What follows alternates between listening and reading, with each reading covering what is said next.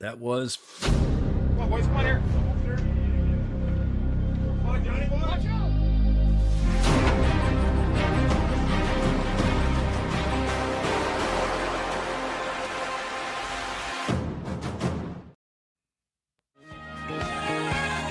Bacon, exciting to chew. Bacon fest, we're expecting you. And love, Iowa bacon love.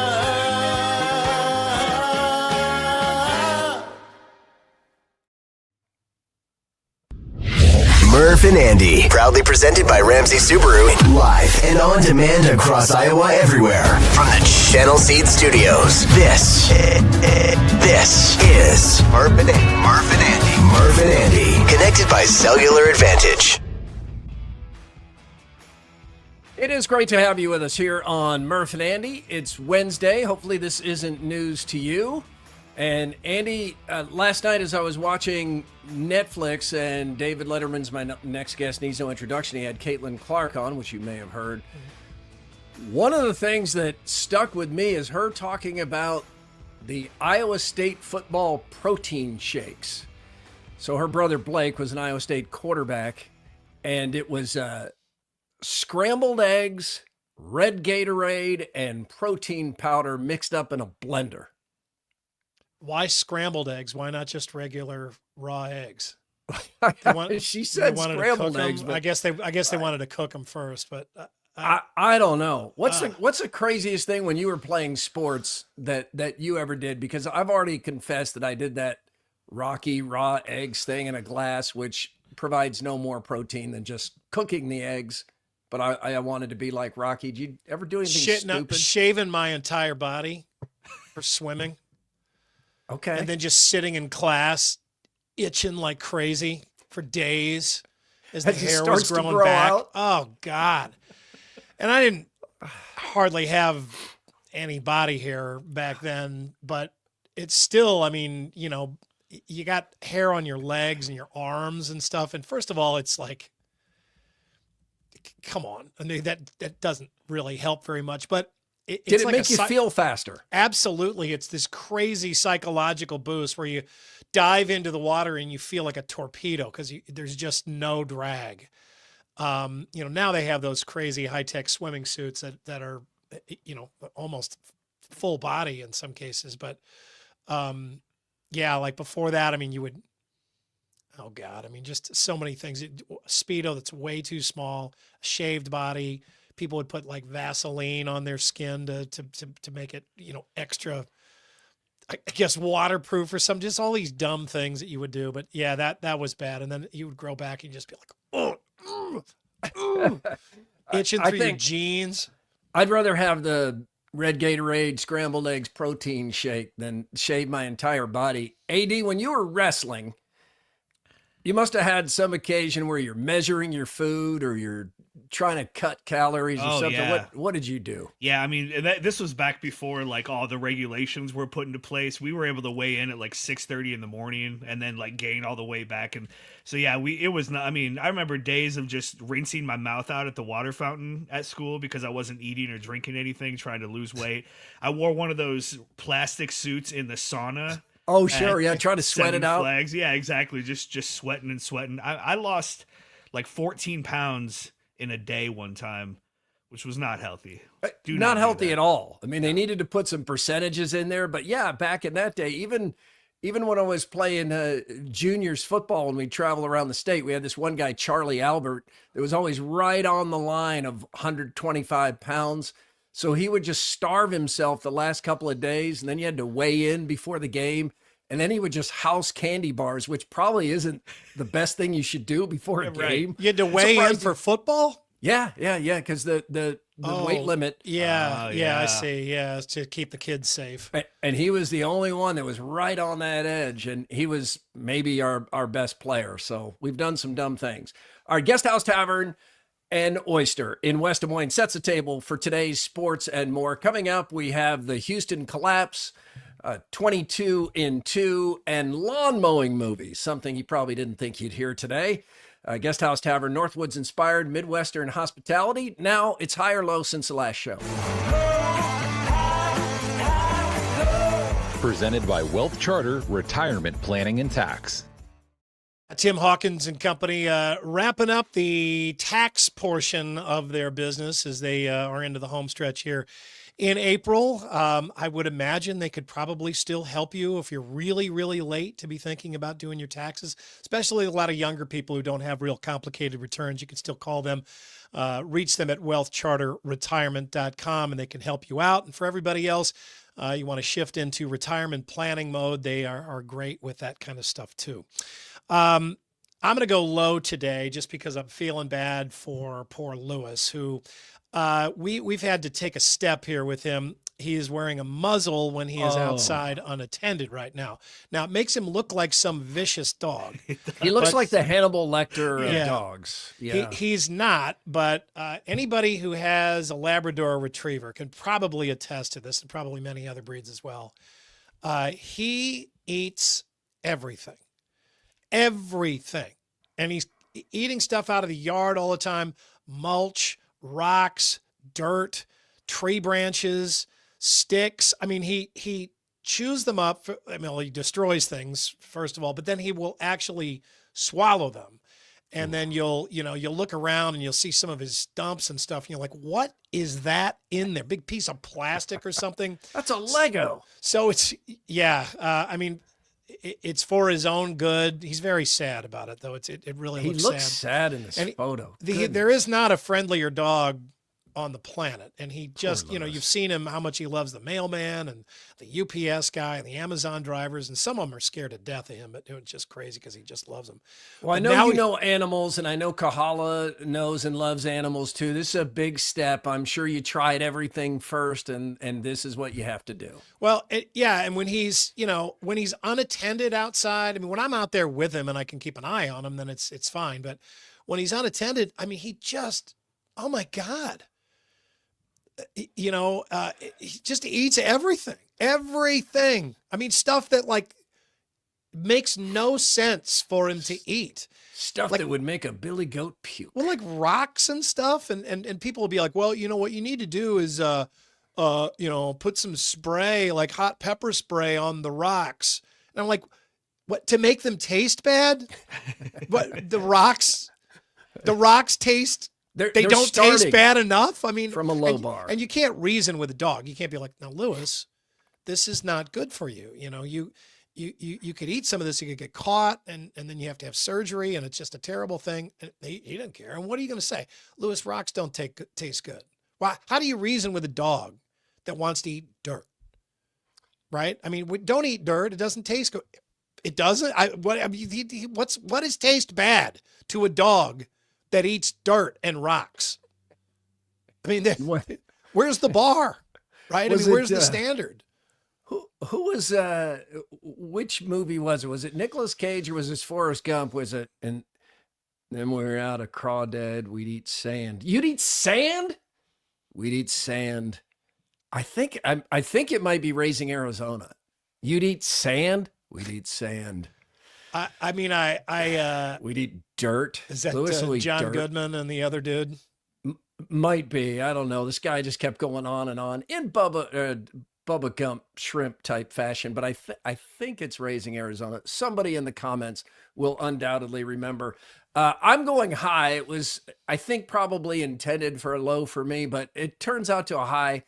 Social media, somebody, anonymous name, just took a screen grab of our podcast. Maybe they're out of state. I don't know, but it's like, oh, God dang, you and Andy got old and you're still in Des Moines? Oh, I thought you guys might make the big time, but I guess you didn't. Who said that? Just some dude? It's just a post. And I just thought, we do look older because we got older, but I'm right where I'm supposed to be. I'm never been happier. I'm thankful for everything that's happened here. Don't feel like I needed to be anywhere else. And it just reminded me, like, yeah, I know that's intended to be like a little bit of shade and put down, Yeah. But I've had a great run. I love it here. Glad to be here. So that was my high. Just that reminder of, oh, yeah, I think you meant to spoil my morning a little bit, but you didn't because we're good. Well, it's never fun to know that somebody is trying to insult Well, you, of course. But I mean, social media. Yeah. It's yeah, it is a funny thing. I mean, we do work in an industry where, just like the collective wisdom says that you're supposed to not stop Right. until you Like coaching. until you reach New York, right? Keep going. You have to keep going. And if you do stop, something's wrong, right? If something happened, so you're not good enough. There's something like that. And, I mean, there are people that feel that way, and that's the life that they want. I have never been that person. And I think a lot of those people that do live that life, I think they end up regretting it because they end up looking back at a certain stop they had along the way very fondly as maybe their favorite stop where they were really, really happy, but they kind of forced themselves to move on and move to a bigger market where they, weren't happier. And then they really wanted to change jobs. And then at some point they tend to look back and say, why didn't I stop when I was happy? Right. You could do that. And there are, whether it's Iowa or, Nebraska or the Dakotas or Kansas or, one of these kind of unsung states. I mean, there are drawbacks. Yeah. I mean, there are things that we don't have here, but there are some things that we don't have that we're really glad we don't have too. Right. I mean, things are so much more affordable and we don't have crazy traffic and we can park anywhere we want and crime is far lower. Yeah. And, the lines at the grocery store or wherever else are just, way more, way easier to deal with. And then, a lot of times we're here in the Midwest where we've got 4 different directions where we have people. And since you're kind of centrally located, it's just easier to be here in the middle, to get to all those people rather than being on one of the extreme coasts and having to go all the way across the country. But I don't know. I mean, you find a place where you're happy and then you feel like you're happy and safe and it's a good place for your kids and you put your roots down and you feel like you've accomplished the central goal in life, I think. Yeah, it's home, and the overall balance of happiness is what you're after, and I've been very fortunate. So I was thankful for that this morning. You can interact with us, with others on YouTube comments, as many of you are doing right now. Email Murph_Andy at iowaeverywhere.com.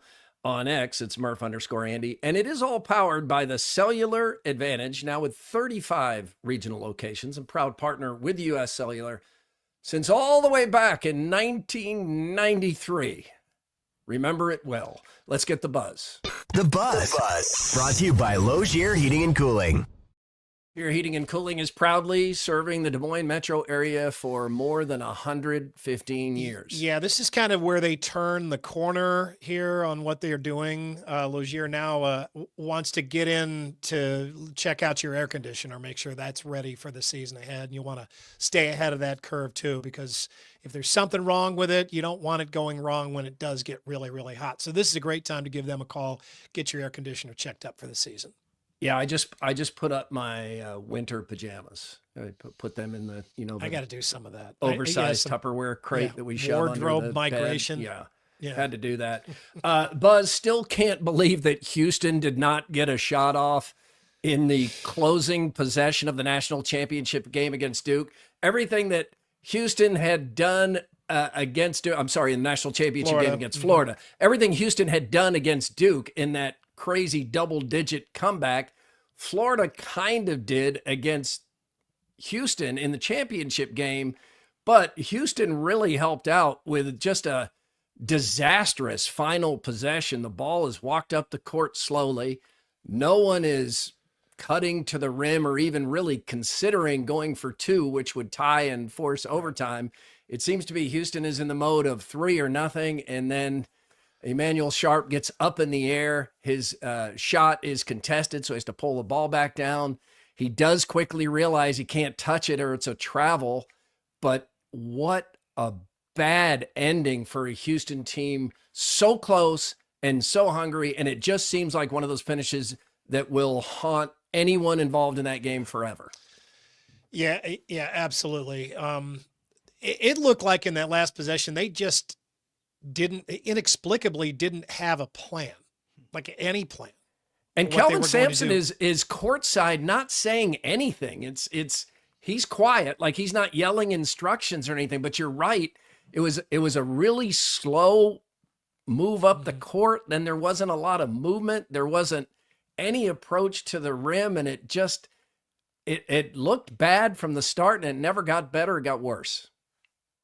No, I mean, Florida just D'd up on the perimeter and looked like they were like, okay, you guys aren't going to do anything here. We're just going to be able to guard you out here. You're not going to try to drive the rim. That just seems to me like the way to go is, try to get in close. You had enough time. Have some options.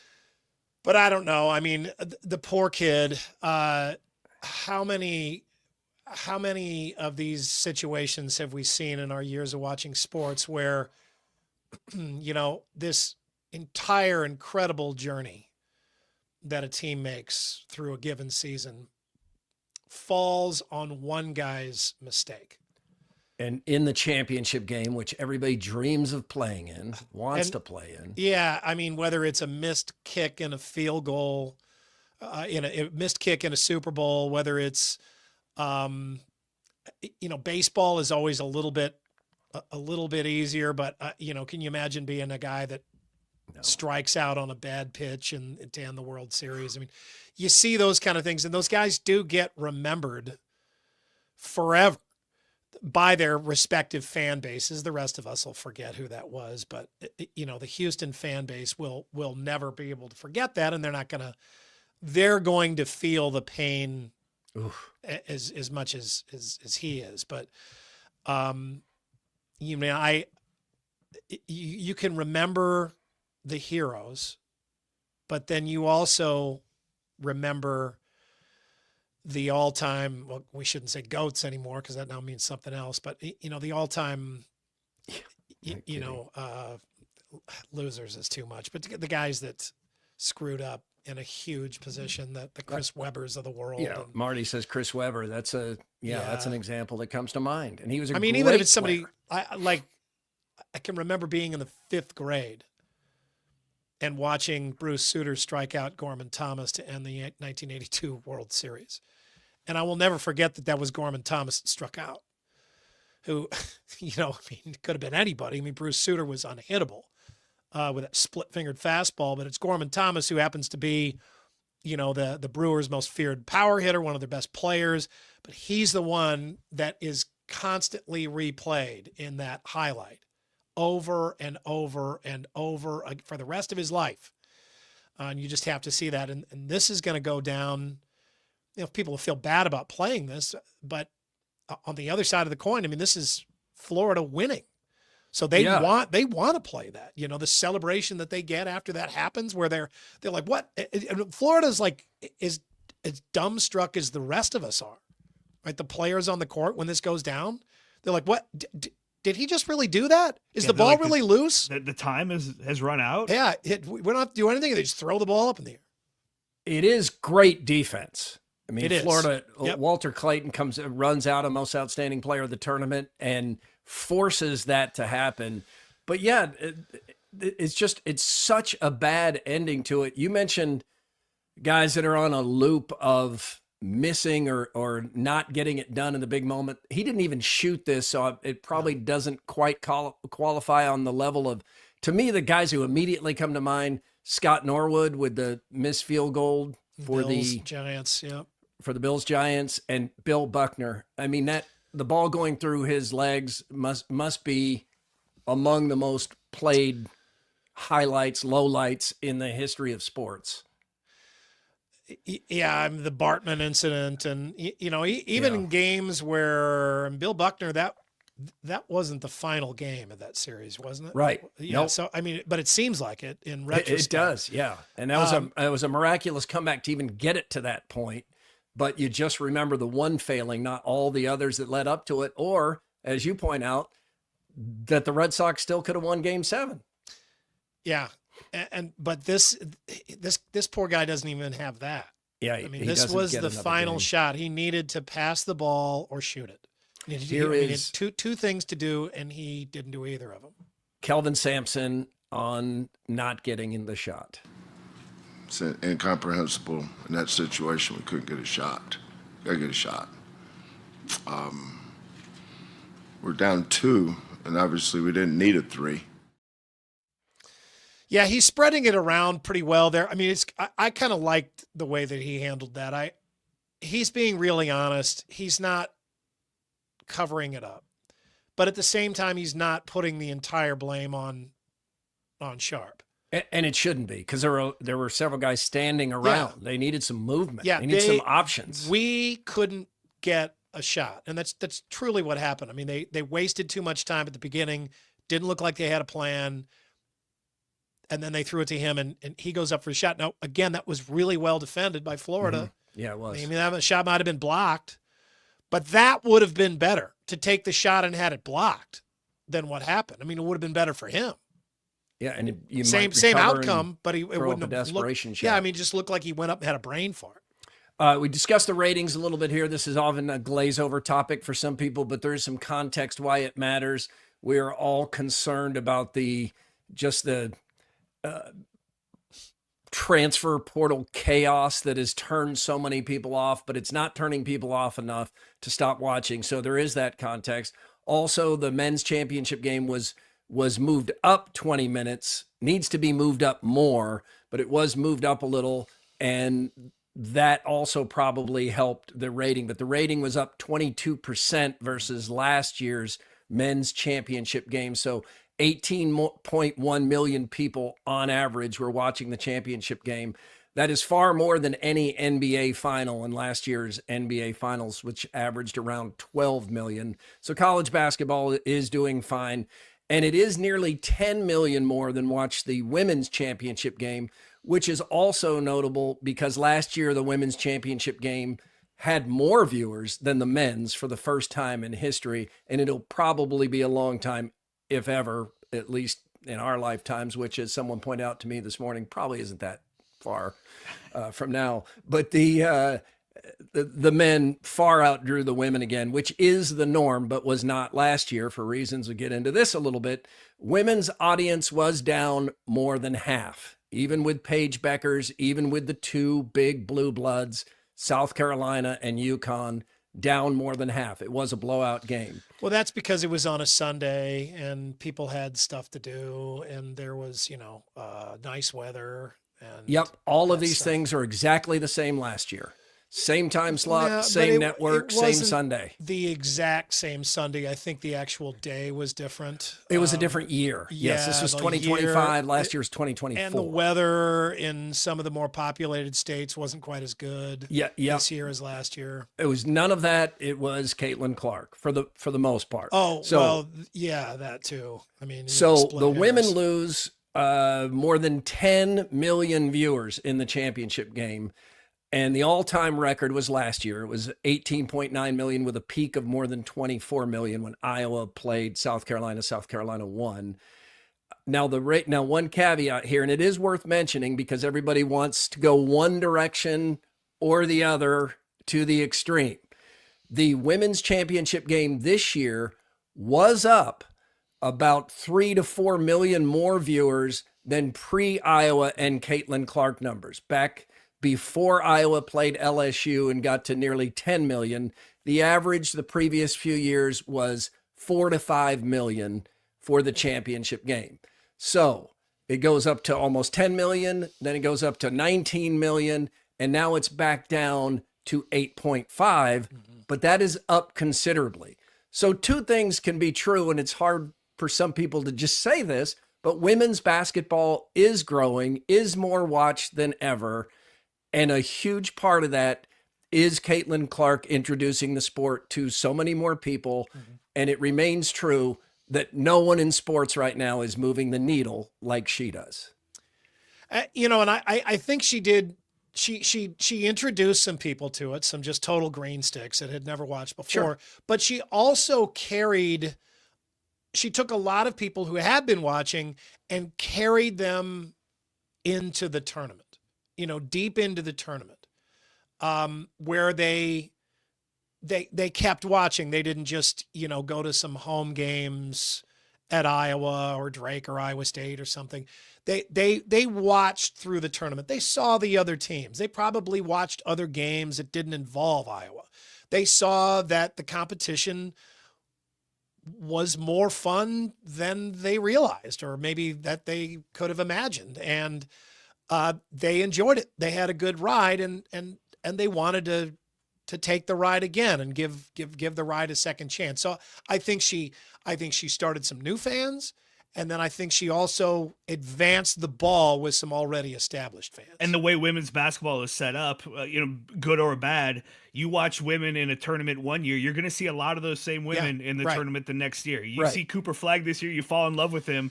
He's gone. You don't care about college basketball anymore. You see Paige Beckers and you're like, oh, I get to watch her for a whole nother season. Yeah. I mean, if suddenly you have a point of reference, it makes everything around that point or connected to that point more interesting.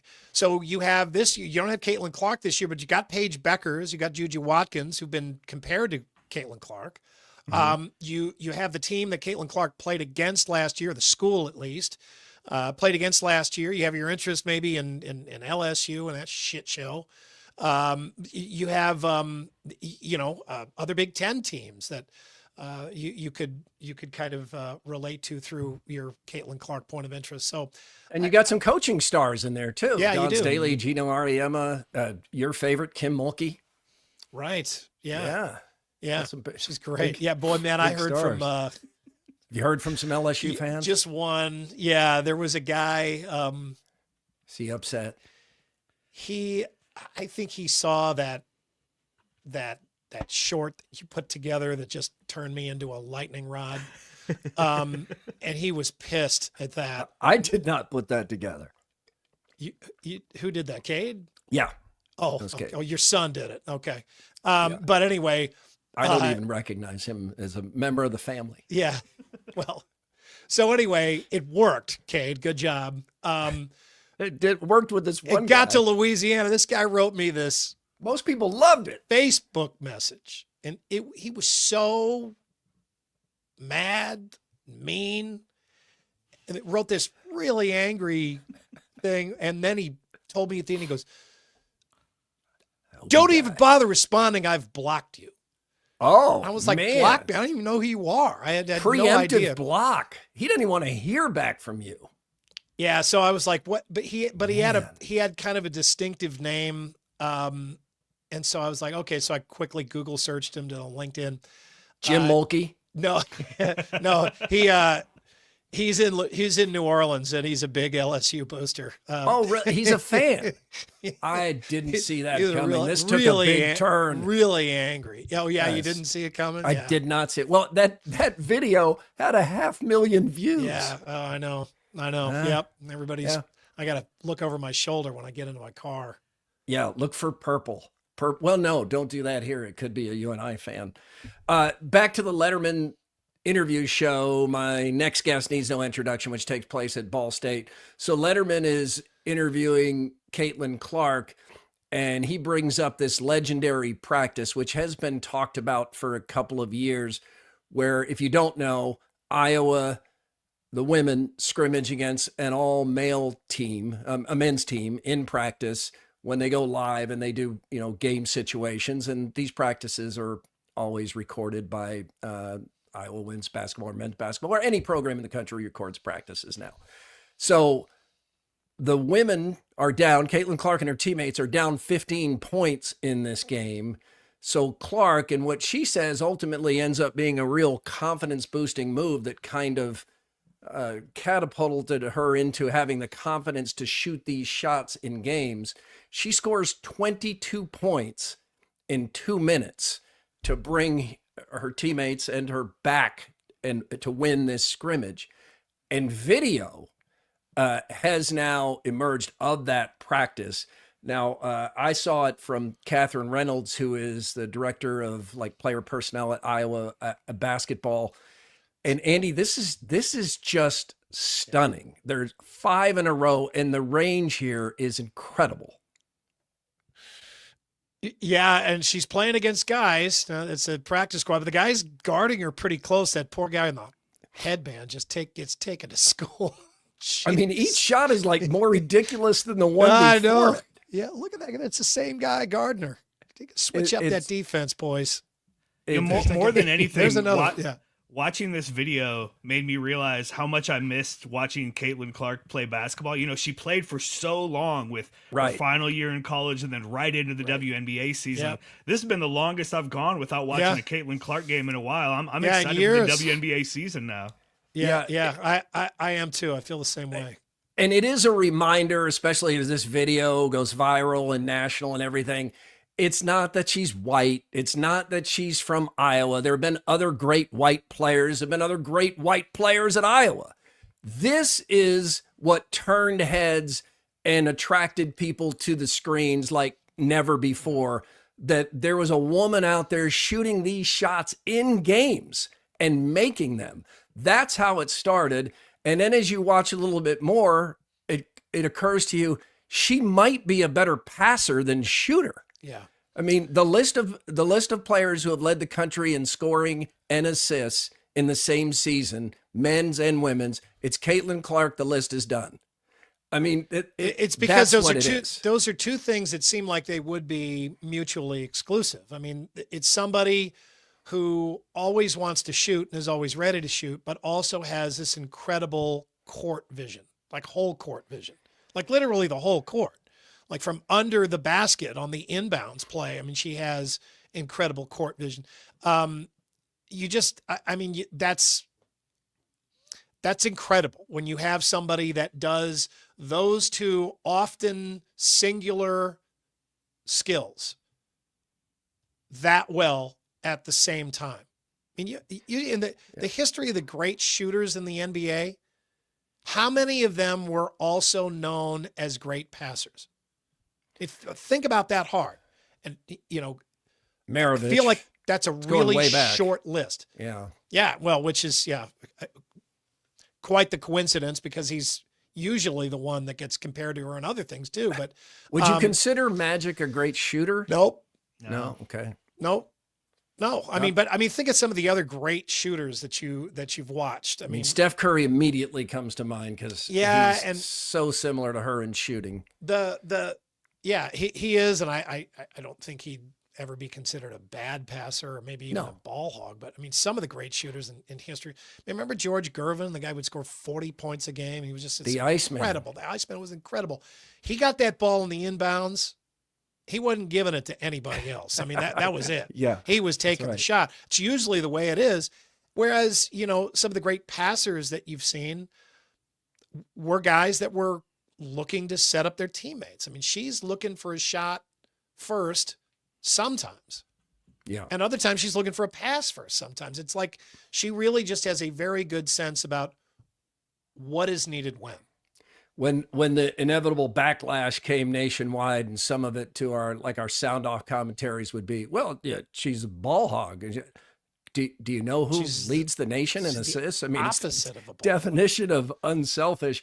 Be more educated. Quickie poll from 𝗀CI Pools and Spas in Ames and Urbandale. Which NCAA championship games did you watch? The women's and the men's? Just the women's, just the men's, or neither? I watched them both. I watched the women's and men's. I'm working in both cases. Yeah. I was not able to watch start to finish, but I watched the majority of both of them.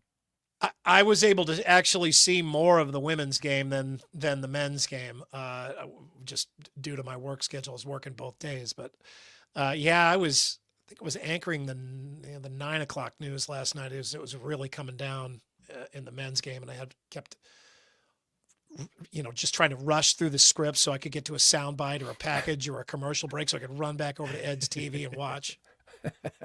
I watched Ed's both. always got the sports going. Yeah, I watched as much as I could of both. The women's game, it got kind of less interesting at the end, so I did turn away. You But could sign off on that Yeah. one pretty Yeah. early in the second half. It was a blowout. Drake introduces Eric Henderson as new head coach, and Hendo is, as advertised, high energy, positive. Here is Henderson and Drake athletic director Brian Hart. People are the most important thing when I think about decisions. And the enthusiasm, the energy that is surrounding Drake basketball and Drake athletics, for that matter, is incredible. And I wanted to be a part of that. I wanted to, as an Iowa guy, I wanted to be a part of that. His infectious personality kind of came through here today, but the fact that his track record of taking over a program at South Dakota State where Scott Nagy and TJ did an amazing job to make it one of the best programs in their conference, it's pretty similar to what Darren and Ben had done here. I think he's really good at relationships. He can identify student athletes and retain them and develop them. Financial support, yes, extremely important, right? But even more, showing up to games. Making sure when you see our student athletes, you say hello to them, you give them a hug, you make sure they feel good about themselves. That's what we're all about. That's what we're all about. And that's what you're all about. And so when they say, why Drake, those are the reasons. The energy, the enthusiasm, the support in multiple ways is incredible. High energy and authentic. I mean, this is a friend of Chris Williams here at Iowa Everywhere, good friend of TJ Otzelberger. Many people love this guy, Andy, so it seems like a good fit. Yeah. The Drake fans love it. I mean, as difficult a situation as that is to step into, we saw it coming. And I think that anytime you're a school like Drake, fan base like Drake, and you see a coach that sincerely happy to have a job at your school, you can't help but feel really good. He wanted this job. He had the South Dakota State. I mean, he was going to the tournament. He was doing well. Yeah, I was on a South Dakota radio show that invited me on the Nate Brown show, and one of the questions was, why take this job? Because people there see it as a lateral move. I'm not surprised. So they didn't quite understand it. But I think if you're Eric Henderson, you're looking at Des Moines, you're looking at arguably the top school in the Missouri Valley Conference for basketball. You have a basketball first university. It's not a football school where South Dakota State is, winning national championships over there. And you have your former 3 coaches are now all in the Big Ten. So it's looked at as like a launching pad.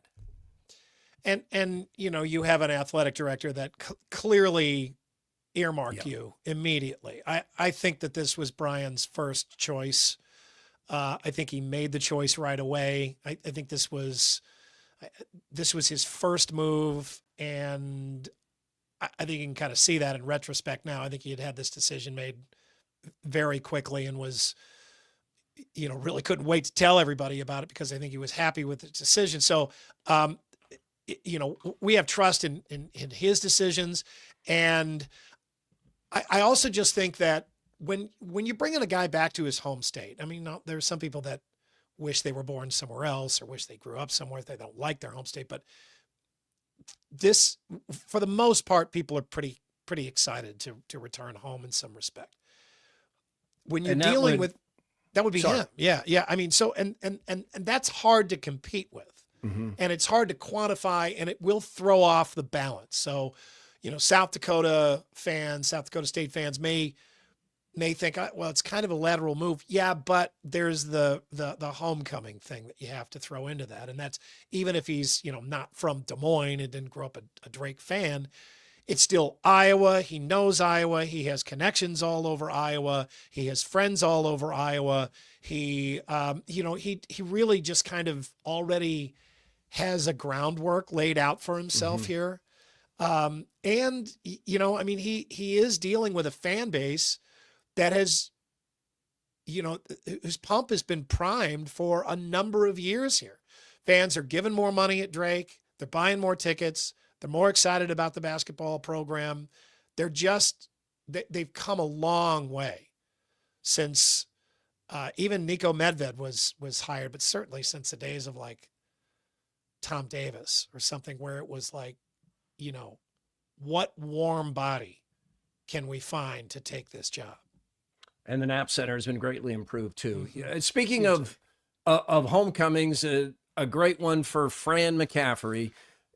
He goes to his hometown, his home area, Philadelphia, and goes to his alma mater, Penn. And he looks happier. This is good for everyone. I don't care what happens at Iowa this next season. This was needed. And I think good things will happen for Iowa basketball next season. But McCaffrey needed this. Iowa needed this. Everyone should feel good. And you can see what this meant to Fran McCaffrey to go home. I would say a proud moment for me. I think back, we used to sit right here for decades. My brother, my parents. We would watch Penn basketball at all the Big Five teams.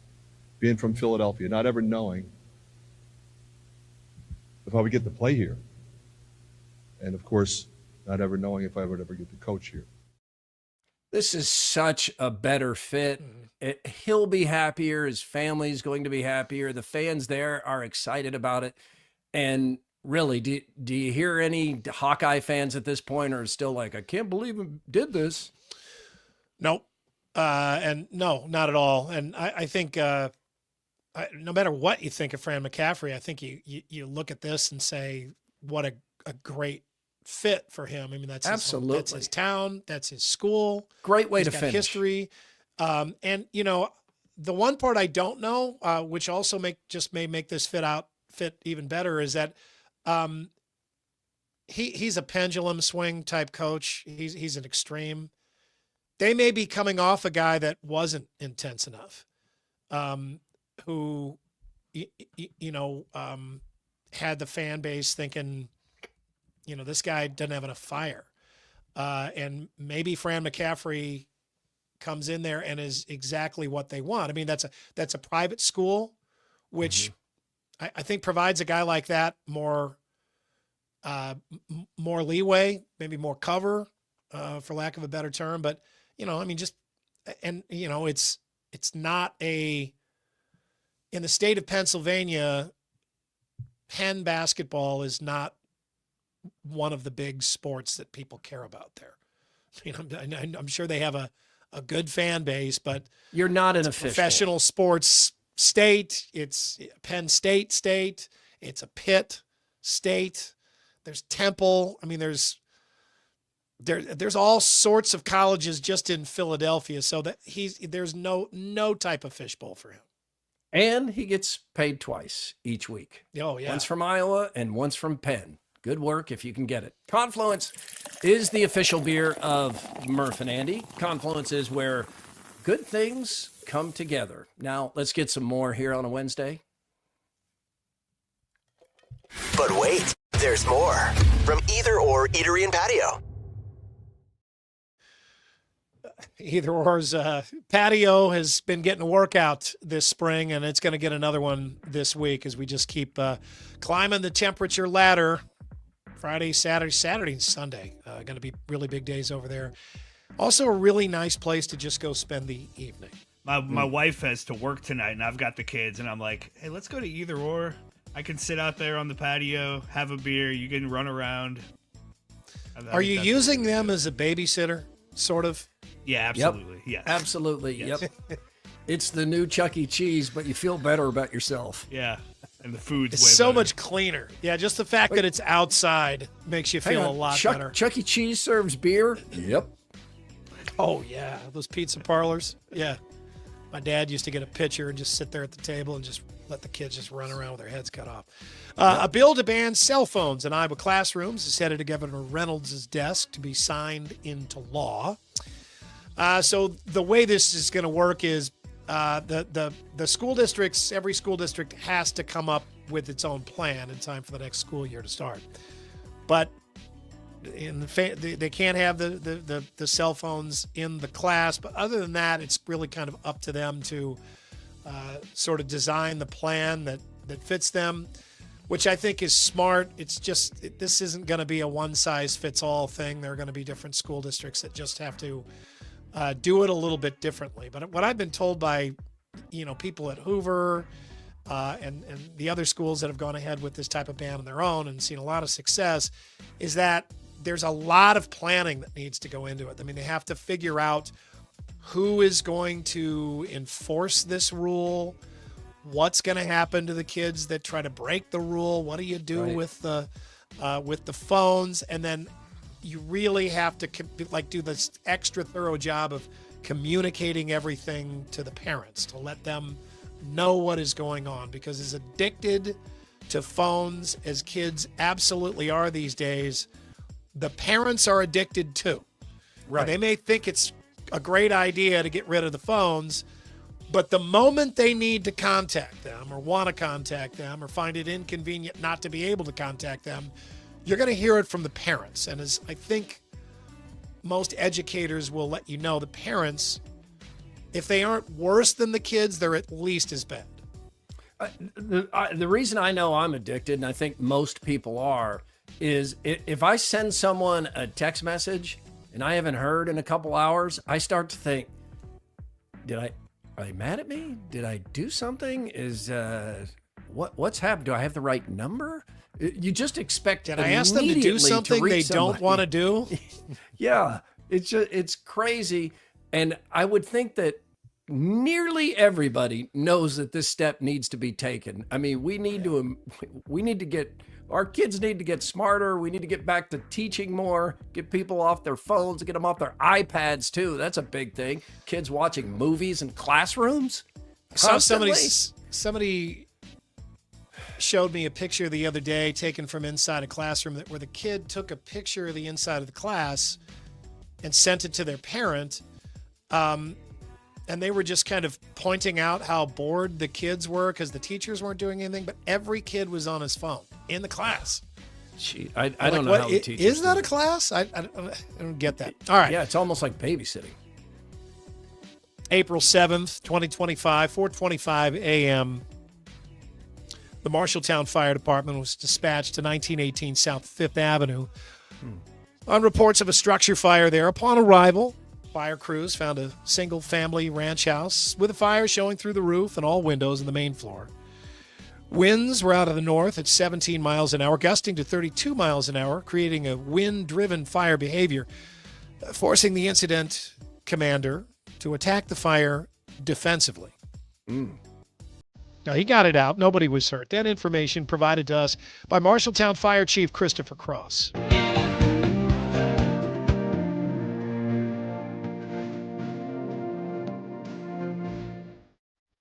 From the bowels of Instagram, we bring you this. Let me set the scene for you. A potential golf cart transaction goes horribly wrong. So everything is good to go. No issues at all. Turn it on. It's fast, so be careful when you hit it. You'll hit the garage. Oh, man. Oh, my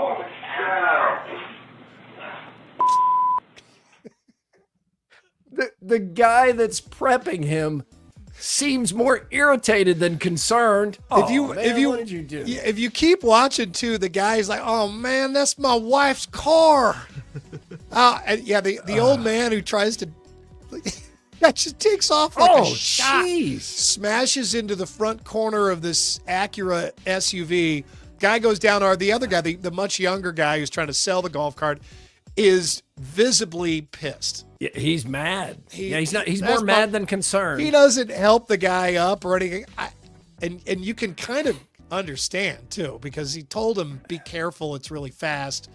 The guy just punches the accelerator, makes no attempt to steer it, and goes just nose first, knee first into this guy's wife's car. Look at this. Oh, something. Look at something. He undoes the brake. He's got the brake on, and then he just punches. Boom! Jeez, he comes out of that onto the concrete hard. He could have broken a hip or something, a tailbone. Andy, something similar happened to me. He's dressed like he's going to a Hawkeye Booster Club meeting. Billy McManus, back in middle school, he invited me over to his house, and Billy lived on the lake, and they had money, and we didn't, so I was really excited to go over there. And Billy had mini bikes, and I had always wanted a mini bike, but my parents said no, too dangerous, so I could never get a mini bike. So he gets the mini bikes out, and he asks, you know how to do this? And I lie for stupid reasons, but I didn't want to look like I didn't know how to ride a mini bike. So I was like, oh yeah, sure. Just tell me how this one runs. And he just says a couple of things that a person who normally is on a mini bike would quickly know how to finesse this new mini bike. And I turn it on, hit the throttle, go straight into the garage door, dent the garage door. Ooh. Didn't know how to stop it. Just absolutely humiliated That's myself. Billy McManus? That's Billy McManus. Yeah, Billy McManus. Saw him at the reunion. He was part of my apology tour. So I'd say, Billy, sorry about that mini bike thing, man. I was bluffing. I was an idiot. Doug Morey crashed my new bike as soon as I got it. It wasn't or mini. It was no, it was a bike. It was a used purple Schwinn Stingray that could be converted back and forth between a girl's and a boy's bike. Oof. Yeah, sorry, Looking Billy. at the pictures now, I was like, oh, geez. Sorry, Doug. Yeah, Dad went cheap on that one. But Doug, he crashed it hard into a car. Where are we now? KFC recently introduced a fried chicken flavored toothpaste because, of course, they did. The flavors, You want to know what it tastes like? Fried chicken? Fried chicken, yeah. Inspired by all of KFC's 11 herbs and spices. All 11 of them. In a toothpaste. According to the news release, and going on with that news release, quote, like biting into a hot, juicy piece of KFC original recipe chicken, this toothpaste is irresistible, coating your teeth in flavor before leaving your mouth feeling fresh and clean, unquote. I would try it, I guess, just because I like bubblegum toothpaste flavor at the dentist. Maybe it's nostalgic to my childhood, but they do that to make kids like it. When I was at the dentist last month, she said, what flavor do you want? I said, you got bubblegum? She said, yeah, that's what she used. I mean, KFC, I like a piece of the Colonel's chicken. Yeah, but not like mixed with mint, right? And Not I certainly mixed with don't mint, want no. my teeth feeling like they're coated in KFC after I've just finished brushing them. Yeah, it seems like a bad idea, but You ever I would meet try it. anybody that talks like a press release sounds? Where they just, they don't sound real. They sound like a sales guy all the time, no matter what they're doing, even if they're just talking. Yes. I know a few people like that, yeah. In more appetizing news, the Lay's 𝗀cie𝗹𝗹𝗶𝗹 contest generated more than 700,000 submissions this year from fans across the country. I love this contest. We've participated in it a number of times, but here are your 3 finalists. One of these will become a permanent flavor of Lay's. We need to potato get these chips. chips back and try them again. Who was that dude that was the Bill. Lay's? Bill? Bill the Lay's guy. If you know Bill the Lay's guy, we need these chips. Let's do a harder, taste test. Yeah, we're a little harder to deliver to these days, but we'll get it done. So you got bacon. You got Lay's bacon grilled cheese. I would try that. Yeah, that sounds good. Sounds really good. Mm-hmm. Valentina and lime. And for those of you just listening to this, Valentina is a very popular hot sauce. That sounds good. Often find that on the table in a Mexican restaurant. Valentina and lime. That sounds great. Mm-hmm. And then the other one is Lay's wavy Korean-style fried chicken. Maybe. I would try it. These are better than some of the reaches they've had, like... Oh, God. Cappuccino. Cappuccino was terrible. I had a cookie dough potato chip that somebody made. The sweet ones don't work. Spicy dill pickle, I feel like, is the best new potato chip flavor I've tasted. I'm a big fan. Really good. Yep. So between April 21st and June 13th, customers are invited to try the 3 flavors available in stores nationwide. So they'll all be available for a short amount of time. We kind of know how this works. We've done it before. Then you can vote for your favorite at 𝗺𝗻𝗋𝗄𝗏𝗏𝗏𝗏. More chips in the news. A woman in the UK was on a flight, and the stewardess came by, taking the orders. She ordered a can of Pringles and a bottle of water. Okay. And then as her credit card was being processed, she went ahead and tore open the Pringles and started eating them. But then her card was declined. And she didn't have any cash on her, as nobody does anymore. And they don't take cash, I don't think. Most airlines don't even take cash. Yeah, right. She didn't. Well, the point is she didn't have any other way to pay for it. Well, the flight crew reported her to the captain. Really? And these cans of Pringles are like tiny. They're like a can of soup. They're like $1 in a dollar store. Yeah, when they're bought in bulk by an airline, they're probably a quarter. Yeah, or less. Yeah, they probably sell for $6 or $7. Well, the police were waiting for this woman when she landed at the airport. The police. Now, the police, I think in this case, just doing their job. They had to. They immediately took her to the nearest ATM in the airport. She got cash and then went and paid for it. That just feeling seems humiliated. That seems excessive. It does, because like many things, to me, intent matters. Was she intending to steal? Was she intending to deceive? No. She had that terrible moment that we've all experienced in our life where, for whatever reason, and there can be various reasons, your credit card is declined and your face turns red and you feel terrible, but you have to figure it out. Normally you just say sorry and you put it back. She can't do that because she's already opened it. So she gets turned into the police. Which I would never do, but I think there are 2 types of people in the world. There are the people who go ahead and eat food while they're shopping in the grocery store, and then there's everybody else. My friend Scott he's been doing this his entire life, clearly learned it from his parents, and I don't get it. It fills me full of anxiety when he does it, even now. I'll drink a drink. I'm going to pay for. You will. Yeah, I cannot do that. Can't I mean, either. no, he'll I eat. would just be so, I don't know. I'm kind of surprised that I don't know what I'm afraid they would do.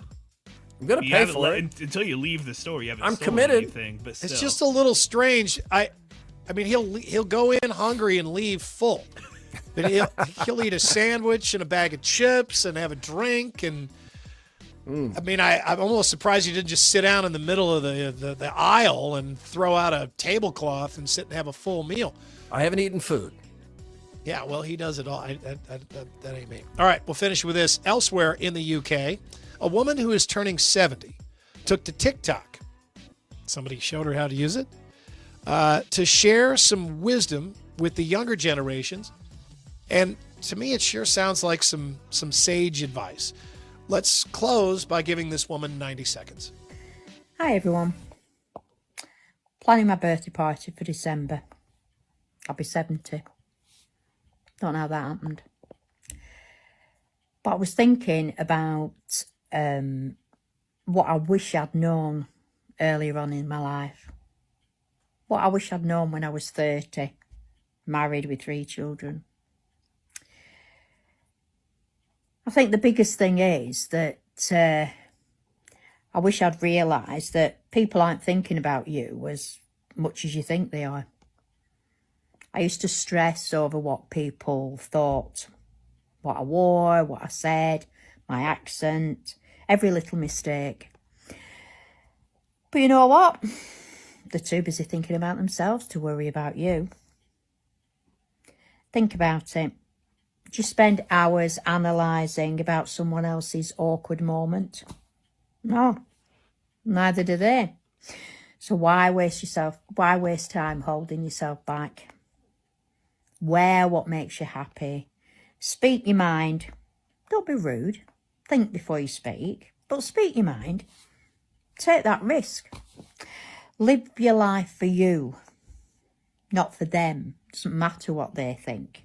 No matter who they are. So if you need this if you needed this reminder today, just hit that like button and tag a friend who does too. And Nice. At Good press advice. time, she had over 50,000 likes for that post. Yeah, she points out you could take this too far, but it is kind of reassuring to hear that it's okay to think of yourself because that's what everybody else is doing anyway. So, I mean, you have to remember that we are mostly thinking about ourselves, and that's not a bad thing. It's just you're the one inside your own body and your own life.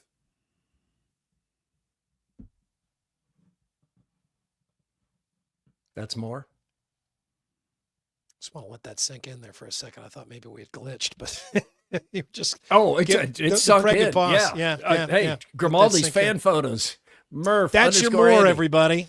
At iowaeverywhere.com. Grimaldi's coal-fired brick oven pizza. Stop by the West Des Moines or District at Prairie Trail locations. AD, who do we have? Yes, one of our previous winners, Tim, and he wanted to send us a picture of he and his wife enjoying their Grimaldi's gift card from the Murph and Andy show. So wanted to Jeez, get that looks in there. good. And I'm yeah, hungry see right that. now. Thank you. Murph for sharing _ that. Andy at iowaeverywhere.com is the email address. Yeah, All send right, it to yeah. us. Always looking for new photos. Looking for those Hawkeye families still, right? Yeah. Baseball photos. Yeah. Baseball photos. Youth yeah. photos, got track and field going on, soccer, you name it. Ladies and gentlemen, it is time for Mr. Movie. It's time to go to the movies with Mr. Movie, Mike Woody. Presented by P&P Small Engines. Yeah, P&P Small Engine live remote coming up Friday with food and Jeff running around with a chainsaw, everything you could want from a remote location. Yeah, the dealers will be there. The reps will be there. They've got special prices on, I think, everything that they've got there. They can talk to you about fixing a mower if you've got one that needs to be brought up to speed before the mowing season really starts. They can do all that kind of stuff. We like being out there. It's fun to be there live. The weather should be nice, and we hope you'll stop by if you're over on East University. Maybe you're stopping by the cigarettes and energy drink store across the street. Yeah, If you're over there. You've got extra energy after that stop. Yeah, So just come on over. Say hi over at P&P Small Engine. Yeah, please stop by. Hi, Mr. Movie. Sorry, we're stealing the moment from you here. No, I was just nodding off. It's okay. I'm very happy about that old lady, though. It was good. Yeah. Did you agree? Absolutely. Yeah. We should have all known that sooner. I know. Well, We'd have gotten a lot more trouble. I don't know how much more trouble we can get into. We'll try. Our out of the box topic, because of Fridays 1 p.m. Please stop by P&P Small Engine live remote, is a movie featuring a lawnmower. Now you would think this is limiting, but there are actually quite a few choices. AD, did anybody pick Forrest Gump? No, surprisingly, no. I mean, there's a lot. There's quite a bit of lawn mowing time in Forrest is. Gump. But it may not be the dude's just so happy mowing loves the to mow the football lawn. field. Yeah, mowing all the he's lawns. excited about it. All right, I am going to go at 80s movie. I'll be curious to know if any of you have seen this, if any of you recall it, but it's Patrick Dempsey in Can't Buy Me Love.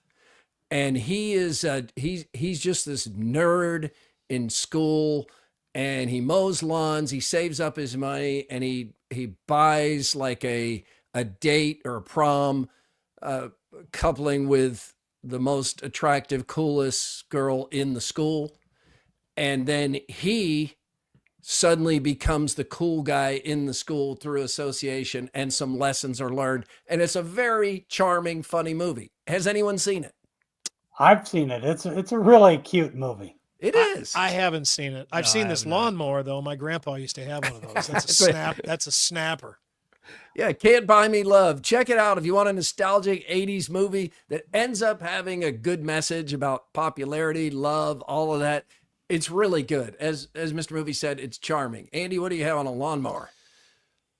So this is just a scene from a movie, and it's one of a number of really good scenes in this movie. But It's one of my favorites. It's just a great fight scene. It's got the lead singer of the Red Hot Chili Peppers involved. It's got Tom Sizemore comes out. It's got Gary Busey is in this. It's just a big old throwdown fight. Keanu Reeves just doing battle in the backyard with War Child in Point Break, and they're battling. And of course, the dipshit neighbor is using not just a lawnmower, but like the real lawnmower that just has the blades just exposed.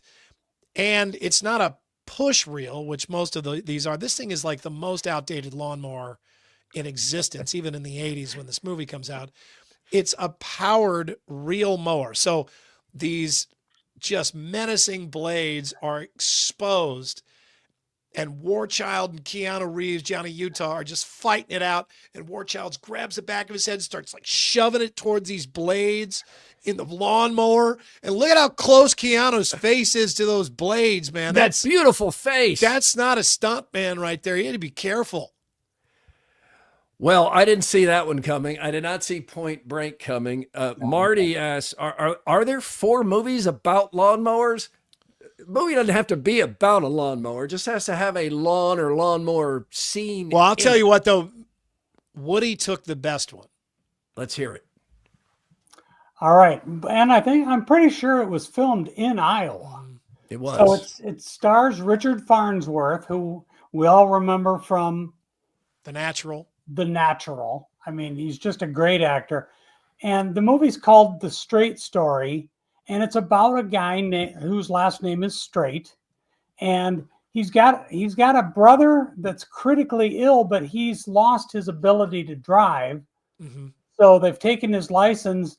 So of course, like anybody else would, you just jump on the John Deere and you drive across the state of Iowa to go see your ailing brother. It's a really, really warm-hearted movie. If you haven't seen it, he's wonderful, great, and it's perfect Iowa movie. It's a wonderful movie. It's such a good movie to put on if you've got parents or grandparents, some kids with you. The kids might be a little bored, but it's such a sweet story. And I think he's in Lorenz. I think they say Lorenz, Iowa. And he says Lorenz, and I think I remember other people saying, no, you say Lorenz.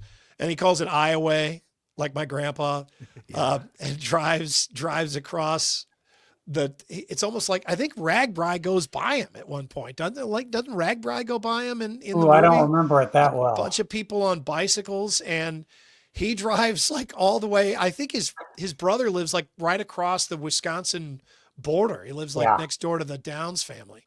Is it based on a true story? Over there. I think it is. I think it is. Yeah, it is. Sissy SpaceX in better.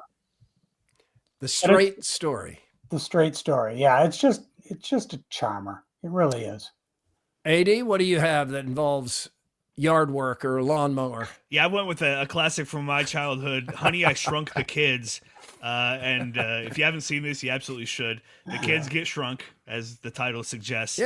So this works on a couple levels because, one, the kids are mini, they're out in the lawn, the lawnmower starts up, and they're obviously afraid. I think they end up actually getting sucked up through it and spit out like mulch.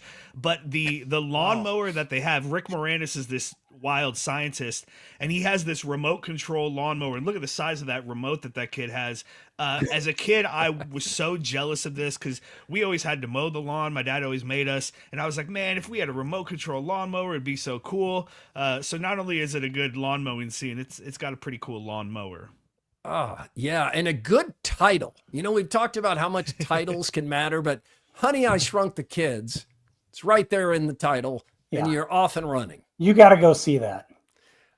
Weekend box office, Minecraft movie brought people back to the theaters. 163 million, biggest movie of the year, $300 million worldwide just this past weekend. And then the drop off is as drastic as I've ever seen, all the way down to 7 million for A Working Man or 7 million for The Chosen Last Supper Part 1. So let's get to it, Mr. Movie. Let's get to the Minecraft movie. It's Last Supper Part 2.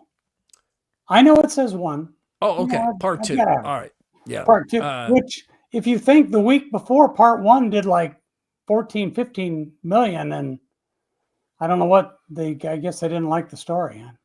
Yeah, if you go to part 1, don't you have to see how it ends? Well, All and right. this weekend we get part 3. So I don't know how long this supper takes. Jeez, This how is a long long the supper. Yeah. People learned there was a part 3. How many courses? Yeah. Minecraft movie in the IMAX. Mr. Movie, you went. I did. This is not for you, but you went. I did. I took one for the team. I have no idea what's going on. You've never played the game. Never played the game, never will play the game, never will see the movie again. I just sat there and it's like, I don't understand what's going on. Jack Black just runs around screaming and yelling like Jack Black does. And Momoa just he looks at you like, hey, whatever, we got to do this. I don't know. I had no idea from the opening scene to the end what was going on. Well, at least what I thought was the end, because I got up and left. AD, you saw this or no? Yeah, yep, we went. Okay. All right, so you have a different perspective. Have you played Minecraft? Yeah, played it for several years. My son loves it. I've spent hours and hours playing Minecraft. Okay, our kids all still play Minecraft. Do you have to? Mr. Movie's going in with no idea what Minecraft even is. Do you have to be familiar with the game to understand what's going on the screen? I don't think you have to. It would certainly help. And like, it really is kind of true to the game. The movie does a good job of taking you into the game. And so if you are familiar with the game, if you've played it at all, you're going to get a lot more enjoyment out of this. Also, I'm a guy who has been in love with Jack Black for like 30 years since his Tenacious, the HBO show in the 90s. So like everything he does, I find him very funny. So I was primed for this movie. And I liked it a lot. It's fun. It's funny. He is great. Eddie plays Minecraft all the time, and his buddies all play. They talk about it. Elon plays Minecraft, and it is crazy. I mean, there are I know people in their 20s that play it, and I know kids like that live here. 5 They used to that play. Yeah, I mean, really, it's been a popular game for that long. What I don't understand is how they made a movie out of that game, because it's just building stuff. It is, but it's really cool because they kind of go into the game and then it's the same gameplay, but they can actually do it and build things. So like I would give this movie like a B+. I liked it. I will say the theater going experience was an A+ for me, and it's probably been since I saw Barbie opening weekend a couple of years ago, and it's probably been since then that I've been in a theater that's fully packed, and there's like this buzz of anticipation for the movie that's about to happen. And there were a lot of families with younger kids, but there were a lot of like teens and 20-year-olds who obviously grew up with this game, and there were several times throughout the movie where like a reference would go over my head, even as somebody who's played this game. But like my son and a bunch of other people would break out in applause. You know, Jack Black will say something and it's some Easter egg reference and everybody just loves it. So like being in a theater, you know, when a movie's really hot like that and everybody is excited about it and it is this fun, kind of fast-paced, funny movie, it's something that you don't get very often anymore. And that was the most enjoyable part for me. I got the biggest laugh out of the parking lot. You saw this too? I didn't see it, but I dropped Eddie off. I had something going on, but he went with his cousins, and my brother-in-law took him, and God bless him for that. But the parking lot, it was like 75% minivans, 3-row SUVs. It took 5 minutes to empty out. It's good for the theaters. Oh, So yeah. It definitely is. The Palms was jamming. So, Mike, clearly this wasn't for you. What's your grade before I ask a question of you and AD? I'd give it a generous D. Okay, so you didn't like it. We could see that coming. But one of the things, Andrew, you mentioned it here for a second, and I've seen several stories about it, and I don't know quite what it is, but the movie is being compared to the Rocky Horror Picture Show in that it's interactive with the audience. But in some cases, it's annoyed other people. Like, I guess people are making TikTok videos during the movie, and there's that is a thing I don't quite understand. And now movie owners are trying to figure out how to handle the people who are making these videos. Did either of you see any of this? I didn't see it, but I could give them some suggestions on what to do with those people. I didn't see any of that, but like I said, there were several times where it seemingly out of the blue, people broke out in applause. And it was kind of weird for me. I asked my son about it after the fact, and there are some like very rare things in Minecraft that then come up in this movie. And Steve, played by Jack Black, if he like says a thing, this is like a reaction that people give. So yeah, there was that interactive thing, but it wasn't to the point of annoying for us at least. Well, and there was applause when I walked out. There he goes, Mr. Movie. Let's get to Ephus at the varsity. I assume, and now the photo on the screen shows me this is in reference to the Ephus pitch, which is that looping slow pitch that can be hard to hit. Yes, it is. And I kind of got the impression that this was maybe a documentary about the Ephus pitch and where it developed, and it's not what it is.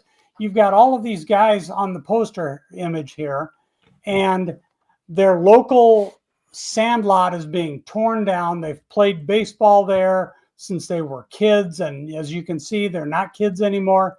And so they go out for one last game before they tear up the field and build a shopping center or something there.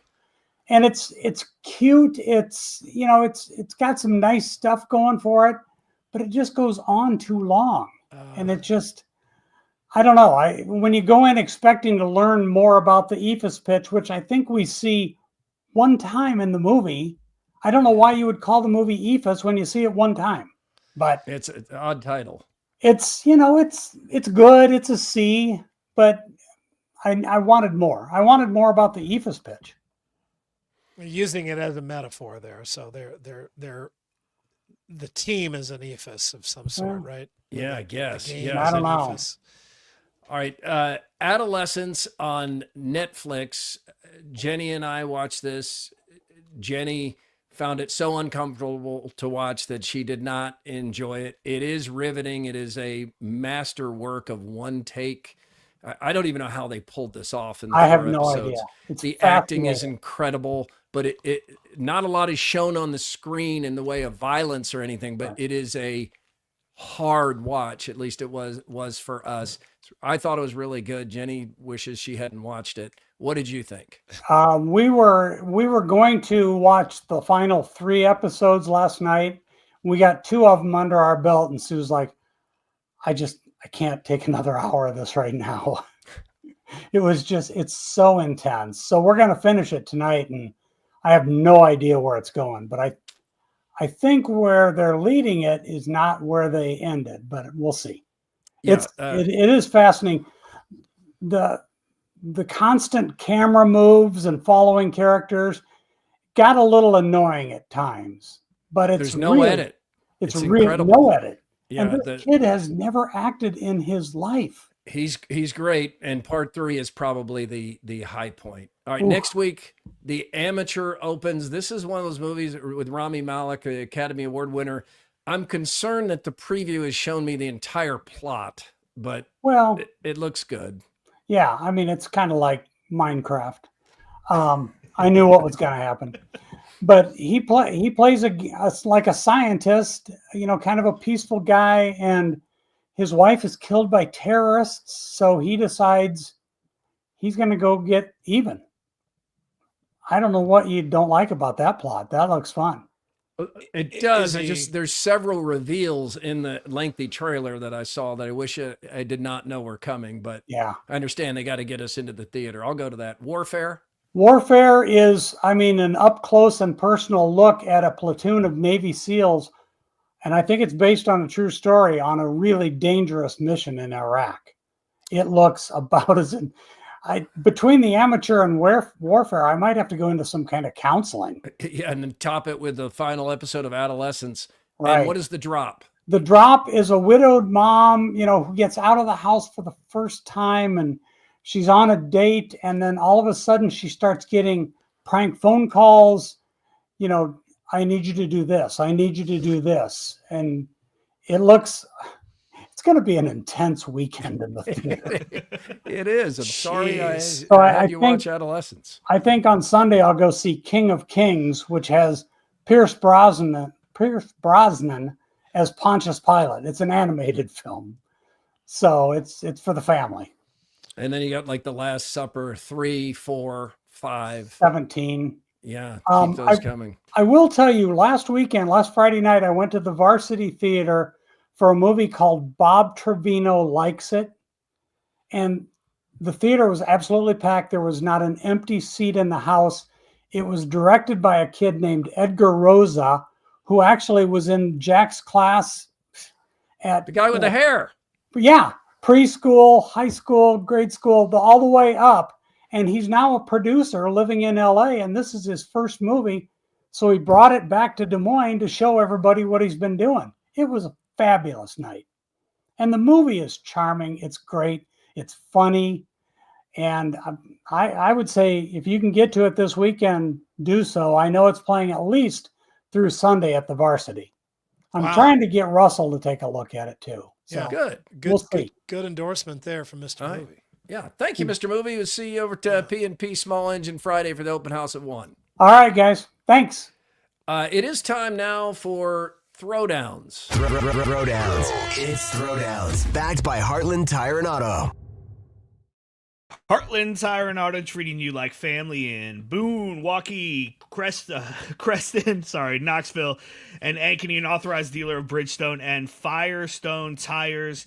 Murph, Ben McCullum is building his roster at Iowa. So far, it's mostly players he's bringing over from Drake. Should Hawkeye fans be worried that there hasn't been more movement in the transfer portal for Iowa? No. You have a new coach and a new situation, and they're reaching out to players, and there's so many, there are hundreds of players still available. Negotiations are going back and forth. Unfortunately, too much of this is about money. Got to give them a little more time. April is the month where most of these transactions take place. I wouldn't be worried yet, but they do need some help from the portal. He knows that. They've got more money to spend. Give it some time. Yeah, I don't think they should be worried at all. Last year, the players that he's already added that Iowa is excited about, no one was excited about them last year. Nobody knew who they were last year. Very good point. He still filled out his team, won his conference, and won a game in the NCAA tournament. He'll get the players he needs. And Bennett Sturtz is one of the top guys from the transfer portal. Yeah, and it they've already doesn't done feel that. like Iowa got a big win with him just because he came with McCullum. But, I mean, if Iowa had got the number one point guard in the transfer portal and he was named something else, people would be feel freaking great. out. Yeah. They go nuts. Andy, Luka Doncic makes his return to Dallas tonight, his first game back since being traded to the Lakers. How should Mavs fans greet their former star? I don't know exactly what all he might have said in the weeks leading up to this, or what those fan bases know the ins and outs of what's all the players' personal drama from the moment he got to the team until the moment he left. But he's one of the greatest players in the history of that franchise. It's always a little bit hard to see that guy in a different uniform for the first time, but he didn't, hold them hostage and say, trade me or I quit or something like that.